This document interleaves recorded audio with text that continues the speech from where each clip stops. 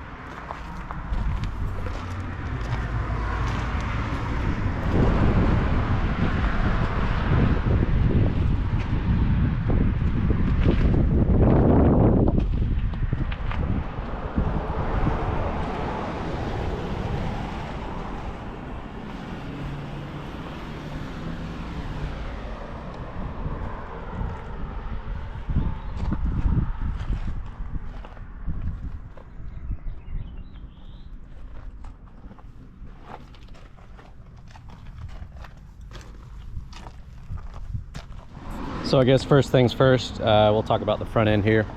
This is a 4X Innovation front bumper. They are out of Wisconsin, I believe, up by close to Michigan.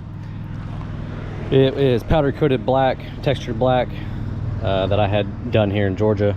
At the same time that I had it powder coated, I also had these rock sliders. They're made by All Pro installed and powder coated as well.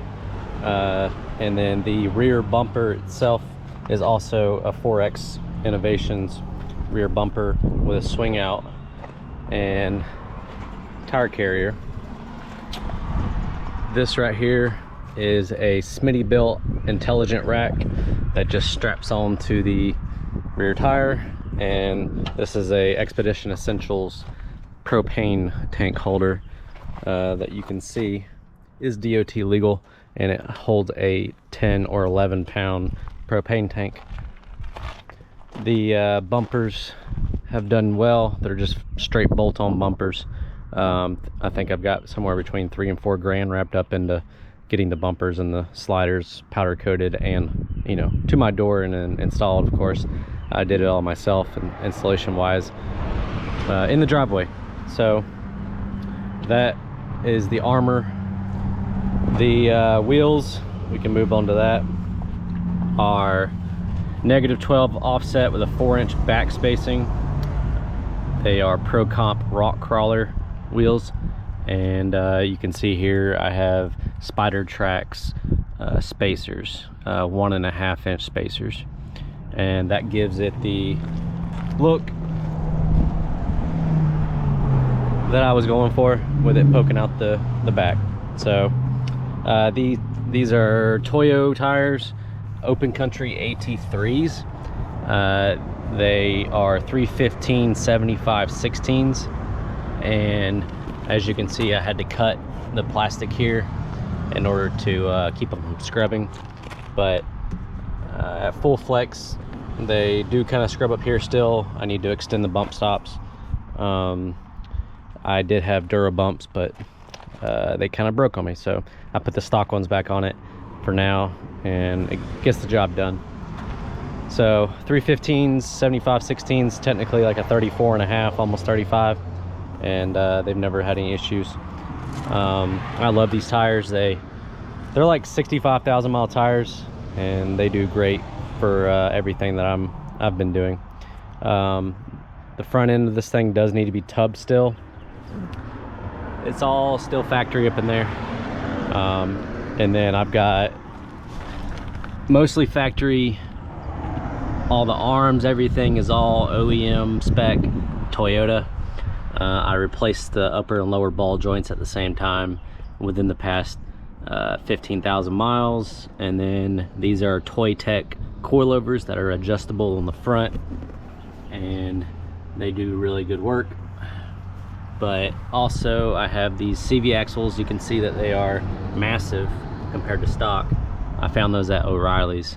I'll have to put the link in the description for those, but they are kind of expensive, but they won't break, and you don't really have to do a diff drop, which I do have a diff drop, those two shiny little aluminum things. But yeah, it's not 100% necessary, but it helps. So I have a 9,500 pound winch in here, XRC winch, and it gets the job done. It has steel cable right now and a big old Badland thing there. I'm missing the fair lead because I broke the fair lead and it needs a new one on it. We have extreme LED light pods up here. There's 4 of them total across the front end, and that's my fog light setup. And then I have factory glass headlights, but they have LEDs in them and they're super bright. So the front end here has McNeil Racing fiberglass fenders on it. These are like 3-inch taller and 3-inch wider than factory, so it makes the 4Runner look like it's stanced, but it's actually not stanced at all. It's a equal 3-inch lift front to rear, but these fenders are higher, so they don't match the back opening. So that's why it looks like the way it does, almost like a Baja look, to be honest with you. It looks kind of cool, but you know, it is what it is. I had the fenders and the hood painted at the same time, and that's why it's so shiny. It's less than like 4 months old. Silver mirror, that's just how it was when I bought it. Sky Ridge body armor, 6-inch awning, or 6 foot awning. This is a Sherpa rack that's up here. It is the original Matterhorn. This is the first edition. And another extreme LED light bar on front, and I have the optional wind deflector here, and then a jack up here obviously. And we'll move on to the other side to show you the other stuff. So this is Rum Adventure Company's box here. Of course I'd have a key or lock on it still, but it has all my recovery gear in it. It's a 82, I believe, liter box. And then I have the water port system here, where you can just put water in it and pump it up to get it nice and pressurized. And then it has the ports out the back to be able to hook up a water hose and shower and other things. But I also have the additional base plates. These 2 plates together were it was like $200, and then I have extra feet that go under here as well. So that was another so much money. And then yeah, so it's got a lot of extra add-ons for what you would get factory, just buying the regular Matterhorn. But this is a high boost cell phone booster. It works pretty well. I installed that a couple months ago. But yeah, the body on this thing has 337,000 miles on it. So it has the so yeah, as I was saying, the body's got 337,000 miles on it, and it could definitely use a paint job, but it's still very straight. There's no big dings or like massive dents in it, and it's pretty straight for a 99 model, to be honest with you, compared to what you could get these days. It has old man EMU springs on the rear, and currently running rough country shocks. I did have other shocks on it for a while, and one of them blew out on me, so I switched them out. Yeah, let's move on to the interior. And so underneath the hood I have a Optima battery. That thing has done really well over the years. never given me any issues. This motor is a Japanese domestic import that is, or was, imported from Japan, and at the time it had around 25,000 miles on it when I bought it from a company down in Florida, and they shipped it up to me. And now I've put another probably 20 to 30,000 miles on it, so it still has really low miles. And then the transmission has also around 100 to 120,000 on it as well. It was out of a limited model 4Runner from a junkyard. So let's see here. I put a brand new alternator on it a couple months ago, and then I recently put another AC compressor on it. I don't know if you can see the shiny one down there, but it's got all new AC system on it. Power steering works fine. I did have to replace the rack when I did the front end work. You can see how shiny it is. So replaced the rack and pinion as well, all at the same time. So, and then I did all new gaskets. Pretty much took the whole motor apart and replaced all the gaskets, and then put it back together at the same time. So this whole setup has been proven. I just drove 10,000 miles out west and back, and it did fine. Did not leave me anywhere or give me any issues. So it's definitely a nice setup and low mileage, so that's awesome. It'll last somebody many years to come, that's for sure. Moving on to the interior. The interior needs new carpet, but overall it's not horrible. I've seen a lot worse. The steering wheel's kind of faded, and you know, it could definitely use a new steering wheel, but it's all pretty much factory in here. You have your high boost set up here for your cell phone booster, and then there's a power strip here that goes back to a 3,000 watt inverter, and then all this is just factory stuff. So we'll put the key back in the ignition and open up the back. So back here I have a platform that me and a friend of mine built in his garage, and it is bolted, or this box is bolted to the platform with massive bolts to it, and then there's a Yeti cooler that I keep back here. But ultimately the goal was to put a fridge back here, but obviously that may not end up happening. And then I have it framed out for the bed that goes right here, which I don't have in here right now because I'm not sleeping in here at this moment. So here's the inverter. It's a 3,000 watt inverter from Tractor Supply, and then I have a table that folds down when the rear hatch is open, that you can cook off of, which if you watch any of my videos prior to this, you will see that. So here's the box.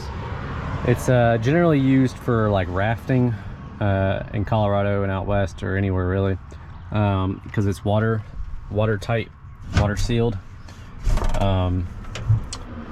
and I can usually just need to push the seat up a little bit, but there's a water port, water hose, and then just a Reflectix for the windshield during the day. But it's a nice setup. It has this custom thing that I had a shop weld on for me.